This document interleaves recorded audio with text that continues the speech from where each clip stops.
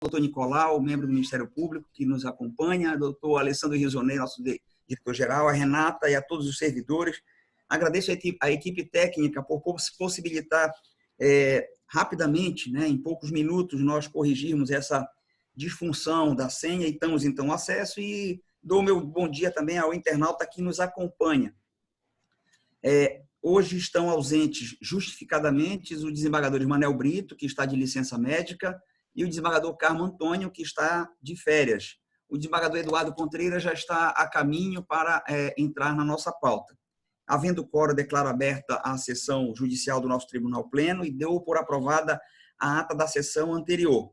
Penso que posso prosseguir em relação, mesmo ausente o desembargador Eduardo Contreiras, porque nós temos apenas na pauta do judicial uma continuação de julgamento, que é na ação direta de inconstitucionalidade número 512 de 2019. A parte autora desta ação é o Ministério Público do Amapá, a parte réu, o Governo do Estado, e litisconsorte é o Estado. E na última sessão do dia 25 de março de 2020, o Pleno do Tribunal de Justiça, por unanimidade, conheceu da ADIM, rejeitou as preliminares arguidas e, no mérito, após o voto da desembargadora Filipine, relatora, pela procedência da ação, no que foi acompanhada pelo desembargador Carlos Torque, abriu a divergência o desembargador Rommel pela improcedência, sendo acompanhado pelos desembargadores Eduardo Contreiras, Gilberto Pinheiro, Agostinho Silvério, e aí eu pedi vista, porque se trata de uma questão de constitucionalidade, inconstitucionalidade de lei, e para analisar especificamente duas jurisprudências que a ilustre desembargadora mencionou e não constava de meu voto. Passo, então, ao voto de vista. Em síntese, a par do arrazoado pelo Ministério Público, pelo Governo do Estado e pelo amicus curiae, percebo que a discussão gira em torno de saber se o caso concreto se inclui na excepcionalidade firmada pelo Supremo quanto à regra constitucional do concurso público. Isso porque a Suprema Corte, ao editar a súmula vinculante 43, que dispõe ser inconstitucional toda modalidade de provimento que propicia ao servidor investir-se sem prévia aprovação em concurso, em cargo que não integra a carreira para a qual investido, o fez para proibir a chamada ascensão funcional, também conhecida como acesso ou transposição. A ascensão funcional é a progressão do servidor público entre cargos de carreiras distintas, ou seja, ocorre quando o servidor é promovido para um cargo melhor, sendo este, no entanto, integrante de uma carreira diferente, desde que haja pertinência entre um cargo e outro, como requisitos de investidura, categoria funcional e remuneração básica. Nesse sentido, pela jurisprudência firmada no âmbito do STF, o aproveitamento lícito de servidores públicos em cargos de carreiras diversas daquelas nas quais ingressaram por concurso público pressupõe a similitude de atribuições, remuneração e grau de escolaridade. E, nesses casos, o aproveitamento dos ocupantes dos cargos extintos não representa violação ao princípio constitucional da exigência do concurso público, e eu transcrevo no voto jurisprudências do Supremo Tribunal Federal na ADIM 3582, do ministro Sepúlveda Pertence, de 2007, e também da ADIM 2335, do ministro Gilmar Mendes, de 2003, ainda na ADIM 2713, da ministra Ellen Grace, de 2003.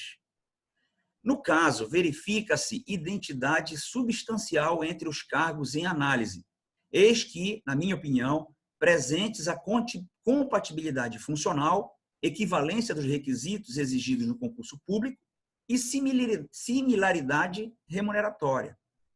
Primeiro, as atribuições do cargo de analista jurídico inseridas na nova lei possuem semelhanças concretas com as atribuições desenvolvidas pelos servidores nos antigos cargos, que ocupavam todos, vejam, cargos privativos de bacharel em direito. É só conferir o artigo 3º e o artigo 4º, inciso 18 da lei 12.096, que eu transcrevo, para conferir isto. Segundo, na alteração dos cargos não se percebe ascensão funcional, uma vez que, de acordo com o arrazoado pelo Governo do Estado, não houve acréscimo de remuneração para nenhuma das carreiras envolvidas no reenquadramento. Terceiro, quanto à equivalência dos requisitos exigidos, destaca-se que os cargos anteriormente existentes eram todos privativos de bacharéis em direito, providos mediante concurso de provas, concurso público de provas.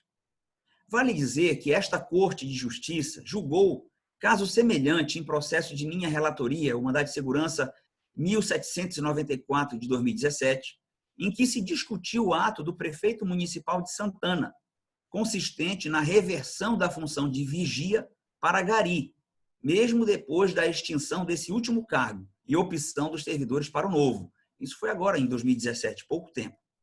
Lançamos no voto, que foi acompanhado à unanimidade por este pleno, que naquela hipótese, além dos servidores municipais terem se submetido a concurso público, o cargo atualmente ocupado, ou seja, vigia, estava na mesma categoria funcional dos requisitos de investidura, ou seja, ensino fundamental completo, bem como mesmo o vencimento básico do cargo para o qual prestaram concurso público, gari, e desse modo verificada a compatibilidade funcional e remuneratória, além da equivalência dos requisitos exigidos em concurso, não havia que se falar em aplicação da súmula vinculante 43, e foi assim que nós decidimos no Mandado de Segurança, repito, 1794 de 2017, de minha relatoria, julgado no dia 27 de junho de 2018.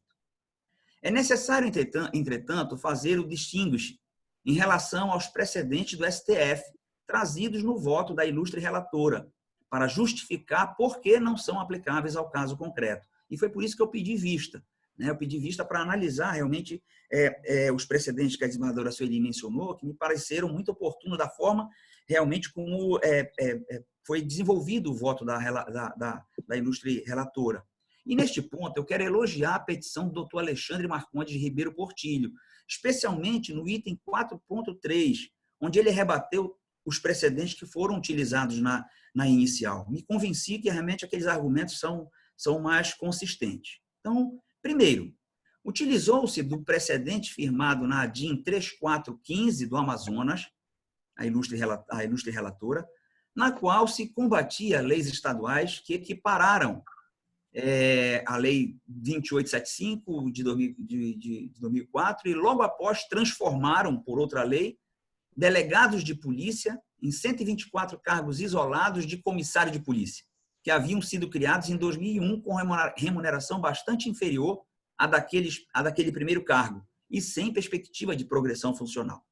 A ação direta foi julgada procedente porque, e isso está na emenda, devido à forma pela qual foi conduzido o rearranjo administrativo, que revelou ter havido o favorecimento de agentes públicos alçados por via legislativa a cargos de maior responsabilidade do que aquele para o qual foram eles aprovados em concurso. Então, aqui é totalmente diferente dessa nossa ADIM, transformar em delegados de polícia aquelas pessoas que não entraram como comissários de polícia. Aqui, as atribuições, neste nosso processo, as atribuições dos integrantes da carreira de gestão governamental, definidas no artigo 4º da Lei 12.96 de 2009,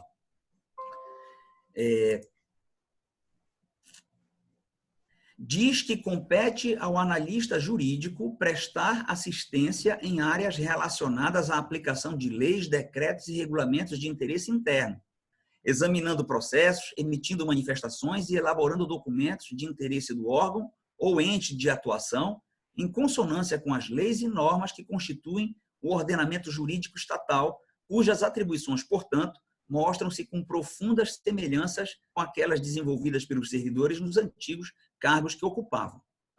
Em segundo lugar, a relatora trabalhou também com o precedente do Supremo Tribunal Federal na ADIM 3.552 do Rio Grande do Norte, julgada em 2016, que, mais uma vez, esbarra, em minha opinião, na manifesta diferença com o caso concreto.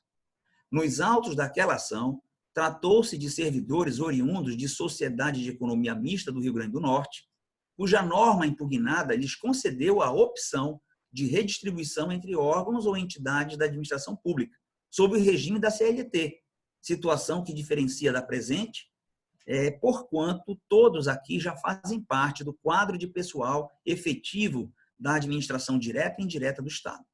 Por último, vale dizer que no ano de 2017, novamente o Supremo ratificou seu entendimento no sentido de que é possível o aproveitamento de servidores em cargo novo, desde que haja pertinência temática entre as carreiras. E aí eu cito um trecho do voto do ministro Ricardo Lewandowski, que foi proferido no agravo regimental na reclamação 26103, agora de 2017, em que ele diz exatamente o seguinte, abre aspas, a Suprema Corte, ao interpretar o disposto no artigo 37.2 da Carta Republicana, assentou que o provimento aos cargos públicos somente se dá através de concurso. Todavia, foram criadas diversas fórmulas para superar essa exigência, posteriormente declaradas inconstitucionais pelo Supremo. A jurisprudência pacífica deste tribunal excetua apenas aquelas situações onde se extingue uma carreira e se aproveita seus servidores na nova classificação funcional, desde que haja correspondência e pertinência temática entre aquelas carreiras. Portanto, considerando que, no caso concreto, se trata de transformação de cargos com absoluta identidade nos aspectos autorizados pela jurisprudência do Supremo, e, no caso, a compatibilidade de vencimentos, atribuições e investidura, vou divergir da ilustre relatora para, acompanhando a divergência aberta pelo desembargador Rômel, julgar improcedente a ação direta por não reconhecer violação constitucional ao princípio do concurso público. Então, este é o voto e passo a anunciar o resultado. Né? Em continuação a julgamento, Renata, o pleno do egrégio Tribunal de Justiça, no mérito, julgou improcedente a ação vencidos os desembargadores Felipini e Carlos Torque. Redigirá o acórdão o desembargador Rômel Araújo. Pois bem, eu acho que era só esse, então, o processo. Eu consulto aos pares se tem algum processo em mesa. Não havendo... Só uma questão, desembargador. Só dar um bom dia aos que eu ainda não tinha me manifestado, aos que entraram depois da sala, aos desembargadores, as tuas ordens. Só isso que na outra vez não tive a chance, então vai terminar a sessão. Eu dou um bom dia a todos. Bom trabalho. Obrigado, doutor Nicolau. Eu quero, fique só um pouquinho, doutor Nicolau, para dizer aos pares que nós faremos agora, logo após a sessão administrativa. Mas, assim, na próxima quarta-feira, dia 29, não haverá sessão do Pleno Judicial, porque nós não temos nenhum processo em plenário virtual para julgar. Mas lembra que nós temos 2 sessões virtuais em andamento. Uma que encerra amanhã, inclusive, começou lá no dia 17 de abril e vai terminar amanhã. E a segunda que começa no dia 24, ou seja, depois de amanhã, e vai até 4 de maio. Ou seja, para o nosso internauta que nos acompanha, embora não estejamos aqui reunidos na quarta-feira que vem para o Pleno Judicial, virtualmente nós temos 2 sessões virtuais acontecendo neste período. Tá bom? Agora, na quarta-feira que vem, teremos o Pleno Administrativo normal, tá, pessoal? Dou meu bom dia também ao doutor Eduardo Contreiras, que está conosco. João, eu não entendi, porque amanhã nós temos secção e vamos ter continuação do pleno, como é que é? É assim, é o plenário virtual, Gilberto. Tá. Nossos assessores conosco, né? Eu não tinha entendido, tá ok. É virtual, né? Tá. E é só okay. para explicar, logicamente, ao internauta. Eu não tinha entendido, eu não tinha escutado direito. Tá bom. É só para explicar. Bom dia, doutor Lages. Oi, Contreiras. Bom dia a todos os eméritos julgadores e ao nosso querido procurador, doutor Nicolau Crispino.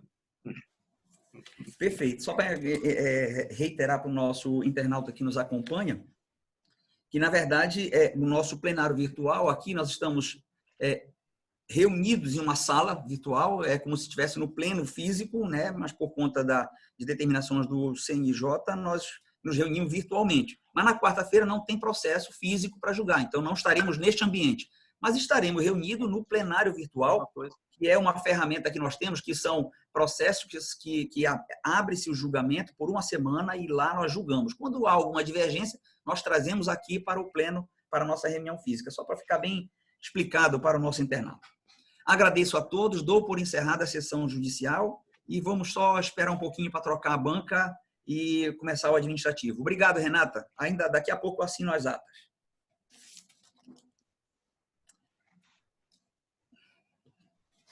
Terminou? Terminou.